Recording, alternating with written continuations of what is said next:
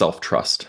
Yeah. I am such a late bloomer in this area, and I'm actually working on that in my EMDR sessions right now. Is like self-trust, and maybe we can even unpack that in one of our future ones because there's so much alive there. I'd I think love we've to. done something similar, but we can unpack it again from new, fresh perspective. Yeah.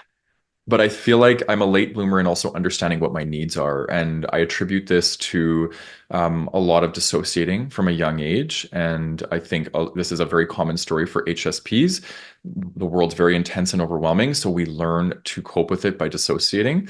And then we wonder why we don't have a developed sense of self and we aren't connected to our needs and our power because we aren't feeling our emotions. Emotions are the birthplace of understanding our needs and really getting clear with that. So a lot of the journey back home for HSPs is to come into their emotional connection with themselves from a place of presence and attunement to self.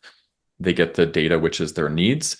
Then they start to trust themselves because they can make better decisions that are like really built around getting their needs met. That leads to empowerment. So really, this conversation is so important for highly sensitive people, in my opinion. Yes, so important. Yeah, and when I think about the HSP who struggles with self-trust, getting to know their emotions, it's like I know sh healing shame is a huge part of your work. It's like feeling, knowing how to feel your emotions and like not making yourself wrong for having them.